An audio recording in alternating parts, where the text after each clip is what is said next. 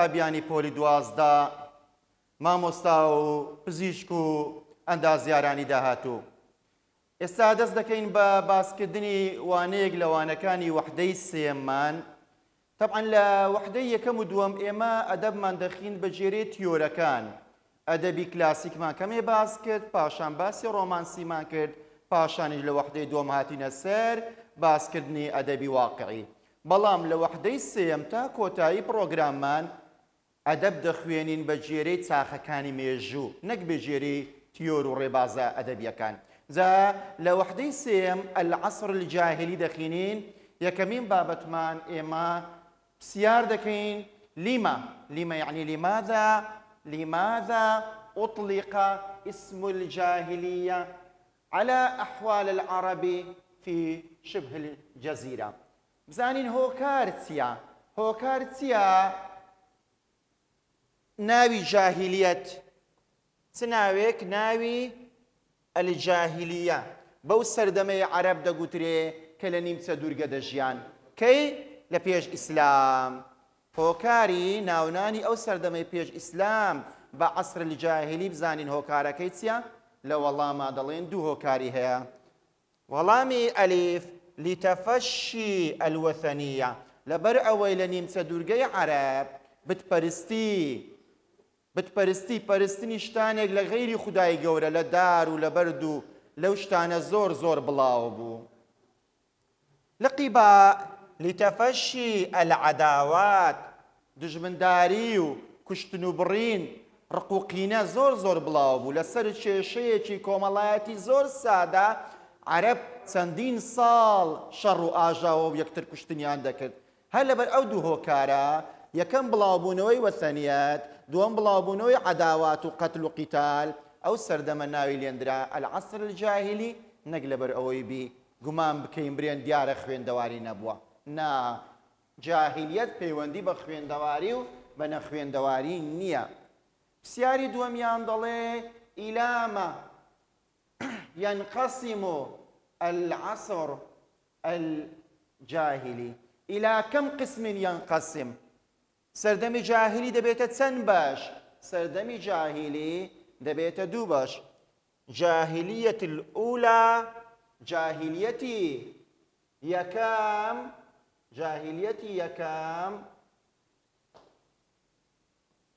لەگەر جاهلیەت الثانیە، جاهلیەتی دووەم. جاهلیەتی یەکەم لا نعرف عنها سوى ما ذكره القرآن، هیچ بەڵگە و هیچ دەستنووس و شارەزایەکمان دەربارەی ئەو سەردەمە نییە مەگەر ئەو کەمە زانیاریە نەبی کە لە قورئانی پیرۆزە باس کرا. دەربارەی چێ؟ دەربارەی قەومی عاد کە قەومێک بوونە پێغەمبەرێکیان لۆ هاتیە بە ناوی هود و چڕ و داوێک بەسەریان داهاتیە. قومی ثەمود کە پێغەمبەر ساڵحیان لۆ هاتیە عەلەیه السەلام. وەسیواهما، هەروەها ئەو بەسەرهاتانەی تریش کە قورئانی پیرۆز باسی کردیە. واتە تاکە سەرچاوەمان لە بۆ زانیاری سەبارەت بە جاهلیەت یەکەم ئەو کەمە زانیاریە کە لە قورئانی پیرۆز بە شێوەی مقتەطەف باس کرایە. مەسرح هذه المرحلة، شوێنی لە چ شوێنێک لە چ مەنتیقەیەکی جوغرافی عەرەبەکان ژیانە لەو سەردەمە؟ جنوب الجزيرة العربية، لا خواروي دوورگەی عەرەبی. حيث كان للعرب حضارة، لەو سەردەمەیە عەرەب شارستانیەتێکی سادەی هەبووە. عاشت حضارات اليونان والفرس، ئەو حەضارەی عەرەب هاوشان بووە لەگە ئیچێ؟ هاوشان بووە لەگە ژیاری و شارستانیەتی بەناوبانگ و پێشکەوتنخوازی یۆنانەکان و فارسەکان. یۆنانەکان کەوا ئەوروپاییەکانی ئێستانە و فارسیش دیارە. جا عەرەبیش هەرچەندە وەکوان نەبووە، بەڵام ئەویش تۆزێک شارستانیەتێکی هەبووە. وكانت لهم فيها ممالك، عەرەبیش مەملەکەتی گچکەی هەبووە، هەرێمۆکە، دووەل دەوڵەتی بچووک. هەروەها عەرەب زراعەشیان هەبووە، چاندنی گەنم و جۆ و پێداویستەکانی ژیانیان، و تیجارە بارجنگانیشیان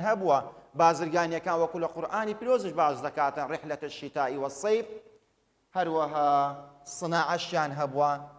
سناعەت چێ نەک پیشەسازی پێشکەوت وەکو ئێستا، بەڵکو شتی قاپ و قارچاغ و شمشێر و ئەو شتە بەسیتانی کە لە ژیانیان ئیشیان پێ بووە تانیتیان بە دەستەکانی خۆیان دروستی بکەن. ئەوە سەبارەت بە عەسری جاهیلی یەکەمیان. ئێستا دێن باسی عەسری جاهیلی دووەم دەکەین کە پێی دەگوترێتن جاهیلیەت الثانیە، جاهیلیەتی دووەم. بزانین جاهیلیەتی دووەم چییە؟ جاهیلیەتی دووەم دیارە تەقع بەینە السەنە، دەکەوێتە نێوان ساڵی 450 إلى 610 للميلاد.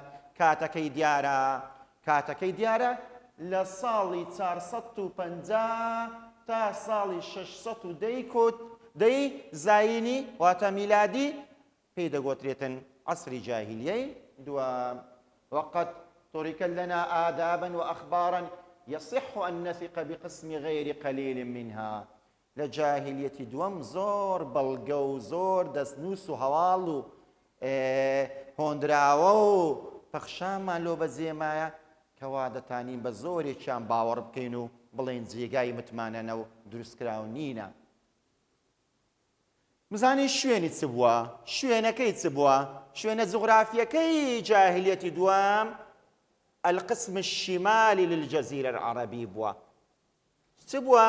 ئەوەیان باکووری دوورگەی عەرەبی بووە، نەک وەکو جاهلیەتی یەکەم کە گوتمان جنوب و خوار و نە، ئەوەیان شمال و باکوورەکەیتی. ويؤلف هذه المرحلة بيئة الأدب العربي الأولى ومهده الذي ولد فيه. دەتانین برێن جاهلیەتی دوام بە بێشکە و بەلانکە و بە سەردەمی سەرەتای دروستبوونی ئەدەبێکی عەرەبی زاندراودا دەنرێتن. هذا الأدب منطبع بطابع البداوة. گرنگە بیزانین ئەدەبی جاهیلی دوام سرشت و طبیعاتی کۆچەر و بەدووەکانی هەبووە. ئەو کۆچەر و بەدوانەی کەوا لە شوێنە نیشتەجێ نەدەبوون بەڵکو بەردەوام خەریکی کۆچکردن بوون لە شوێنێ لە بۆ شوێنێکی تر بە دوای لە وەرگا دەگەڕان لە بۆ ئەو ئاژەڵانەی کەوا بە خێویان دەکردێن. لۆ لأن قائليهم معظمهم من البدو، لەبەر ئەوەی زۆربەی شاعیر و پەخشان و خوتبەکانی کە لۆمان بەجێ مابوون زیاتر کۆچەر و ڕەوەند و بەدووەکان بوو.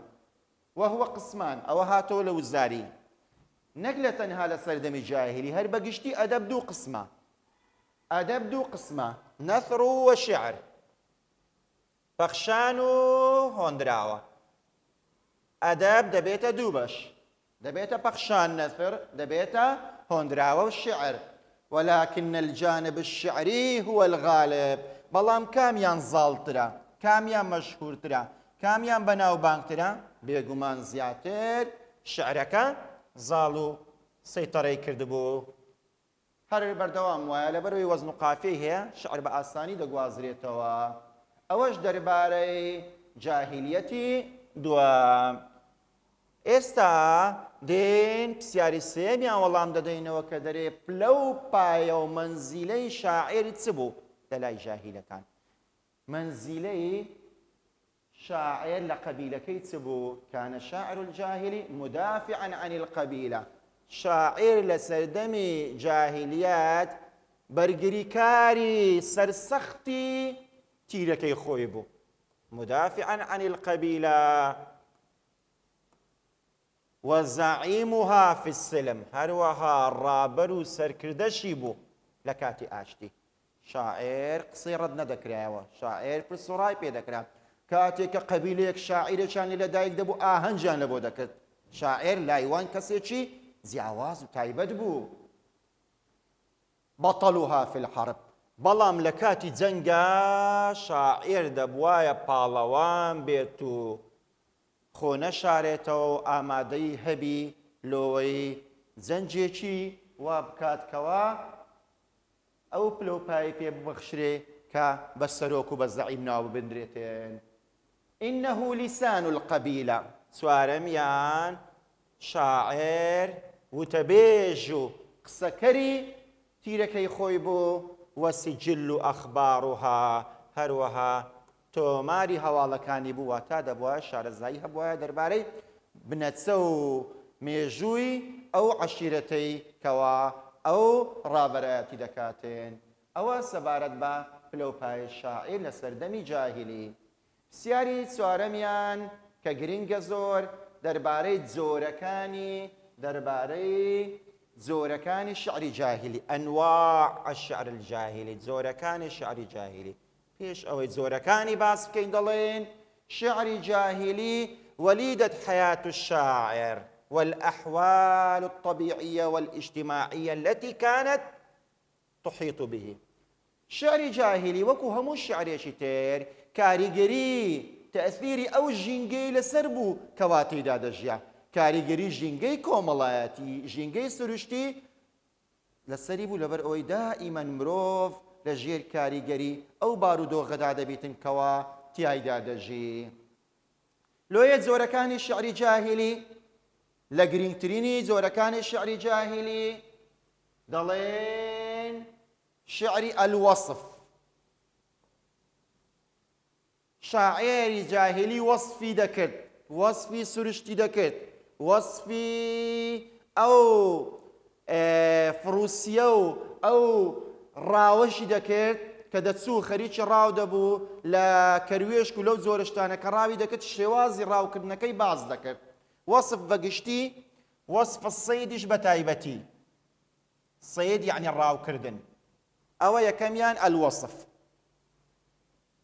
زۆری دووەمیان المەدح، پیاهەڵدان بە خەڵکانێکی دەسەڵاتدار و ڕئیس عەشیرەت، ئەوانش بالمقابل جلوبەرگیان دەدانێ و پارەیان دەدانێ و ڕێزیان لێ دەگرتن. الرەثاء بریتیە لەوەی کەوا شاعێر هۆنینەوە و پیاهەڵدان بە کەسێک برێ کەوا مردووبی. باسمان کرد عەرەب زۆر شەڕ و کوشتاریان هەبوو، بێگومان لەو شەڕ و کوشتارانەش کوژرایان دەبوو. جا ئەو کەسێک کەوا بەسەر مردیدا هەدا دەگوت پێیان دەگوت شعری ڕەثاء، شعری تازیمانە.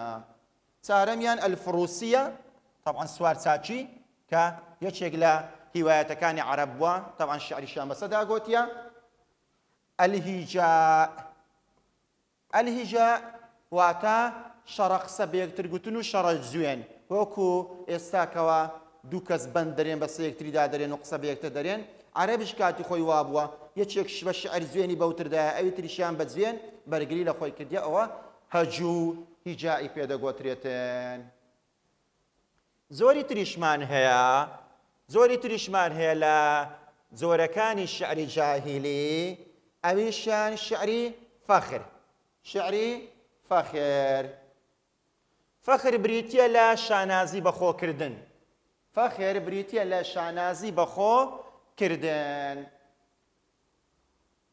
جیاوازی فەخر و مەدح ئاگادار بە، هەردووچیان پێ هەڵدانن، بەڵام مەدح لە بۆ خەڵکانی ترە، فەخر لە بۆ خۆتە.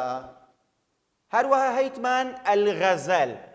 الغەزەل واتە شعری دڵداری و شعری خۆشەویستی، لەوەتی مرۆڤ هەیە سۆزی هەر بۆ یەکتر جوولایە، لۆیەش بە شعر ئەو سۆزایان دەربڕیە کە شعری غەزەلی پێدەگوترێ، خۆشەویستی و دڵداری.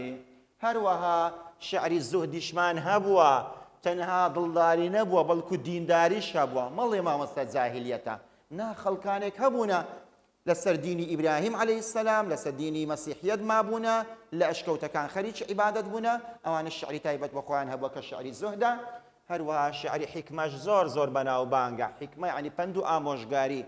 لەگەر شعری خەمریش، عەرەب یەک لە هیوایەتەکانی خواردنەوەی مەشروب و ئارەق بووە.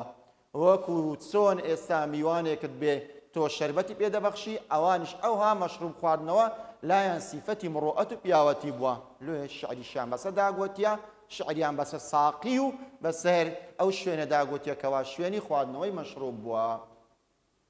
ئێستا پرسیاری پێنجەم و کۆتایی دەربارەی چییە؟ دەربارەی تایبەتمەندیەکان و خاصیەتەکانی شعری جاهیلی. گرنگە خاصیەتەکانی شعری جاهیلی گرنگە. دەرێن الشعر الجاهلی كان في أكثره شعر فطرة وبداهة. شعری جاهلی زۆربەی زۆری شعری سروشت و شعری لۆهاتن بووە، واتە ئەو شاعێرانە بە سروشتی خۆیان شاعر بوونە و شعر و هۆندراوایان لەو هاتیە و بە سادەیی خۆیان بە خۆڕسک لۆیان هاتیە و نووسیتیان نەک زیاتر دابنیشتن و بیری لێ بکەنەوە و تەکەلوفی تێدا بکەن ئەوە شعری فیتڕە و بەداها یعنی بە سروشت و بە خۆڕسکی خۆیان بەهرەی شعریان هەبووە بەڵام لەگەرەوەش لا تەخلوانە من بعضی صناعة تبدو لەگەر ئەوە شعرەکانیان کەمێک دەستکاری کردیە هونەرەکانی ڕاوانبێژیان تێکردیە لە هونەرەکانی بەیان و بەدیع و نەغەم ئێستا دێنە سەر باسکردنی معانی باسکردنی خاصیەتەکانی شێری جاهیلی لەلایەنی معناوە لەلایەنی معناوە دەڵێن شعری جاهیلی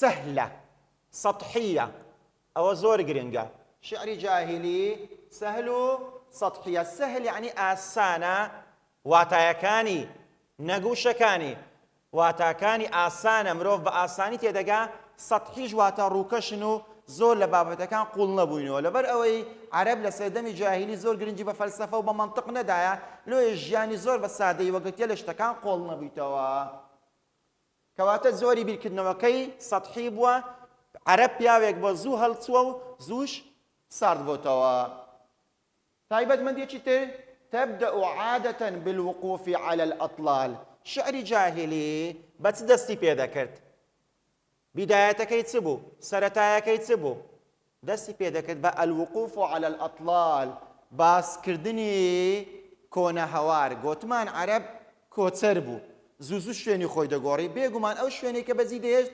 یادگاریشتی خۆشی لێ بەزی دەما لۆیە قەسیدەکانی سەرەتا بەس دەست پێ دەکرد بە باسکردنی ئەو کۆنە هەوارە و إحياء الذكريات زیندووکردنەوەی یادگاریە کۆنەکانی کە لەو شوێنە بەزی هێشت بوو ئەوە بەوە دەستی پێ دەکرد بەڵام بە چ کۆتایی دەهێنا شعری جاهیلی زۆربەی زۆری کۆتایی دەهات بە حیکمە لا تخلو من الحكمة زەحمەتە شعرێکی جاهیلی ببینیەوە حکمە و پەندی تێدا نەبیتن سەبارەت بە خەیاڵ سەبارەت بە خەیاڵەکەی شعر گەر خەیاڵی تێدا نەبوو شتێکی وشک دەرەچێ سەبارەت بە خەیاڵەکەی فصوره غريبة المتناول وێنە شعریەکانی واتە تەشبیهەکانی شتی نامە و سیر و سەمەرە بوون لە چ وەری دەگەیت یاخودوه وەری دەگرت لە المەحسوسات لە شتی بەرجەستەکراوی مادی عەرەب زۆر قوڵ نەدەبەوە لە شتی معنەوی ئیعتیمادی لەسەر چ دەکرد کە گوتمان خەیاڵ لە سەردەمی ئەدەبی ڕۆمانسی لۆم باسکردن خەیاڵ واتە تەشبیه خەیاڵ تەشبیه و تەشخیص و تەجسیم و ئەوانە دەگرتەوە لە سەردەمی جاهیلی خەیاڵ واتە تەشبیه سەبارەت بە عاتیفەی ئەی عاتیفە و هەستەکانی چۆن بوون عاتیفەکانیشی بەسیط و سادە و ساکار بوون مایتمان باسی ئەوە بکەین زانین شعری جاهیلی ئسلوبی چۆن بووە شێوازی نووسینەکەی چۆن بووە ئسلوبەکەی خیتابی بووە واتە زیاتر خیتابی مباشر بووە وەک برێ وتاربێژێک وتار لە بۆ خەڵکان دەدا وەکو مامۆستایەک ڕاستەوخۆ محاضەرە لە بۆ قوتابیەکان دەکاتن و ڕووتێکردن بووە زۆربەی زۆری وا دانرایە کە ئەنەما خوتبەیەکە بۆ کۆمەڵە خەڵکانێک دەخوێندرێتەوە ئەلفاظەکانی چۆن بوونە وشەکانی لە چ وەرگیرانە گوتمان مرۆڤ لە دایک بووی ژینگەی دەوروبەری خۆیتی لۆیە ئەلفاظەکانی وشەکانی هەمووی لە ژینگە جاهیلەکەی دەوروبەری خۆی وەرگیرایە جا لەبەر ئەوەی ژینگەی جاهیلی وشک بووە ژینگەیەکی وشک و بێ ئاو بووە بێ شاخ و چیا بووە هەر ئەوە ژوای کردیەکەوە شیعرەکانیشی چۆن بیتن خشونەی تێدابی واتە شعرەکانی وشەکانی دڕ بن سەڵابەی تێدابی وشەکانی قورس و هیشک بن وشەی جاهیلی وشەی ناسک نییە وشەی قورس و قەبە و دڕە وهي في مجملها مادية محسوسة باس ما كزياتر مادي وهست بيكراوە نەک شتی معنەوی بن بەڵێ ئازیزان ئەوە لەوانەی یەکەممان لەوانەی الوحدة الثالثة باسی سەردەمی جاهلیمان کرد بە شوێن و بە پلەی پایە شاعیر و بە زۆرەکانی شێعر و بە تایبەتمەندیەکان و خاصیەتەکانی شعری جاهلی بە هیوای ئەوەی سوودێکی باشتان لێبینی بی.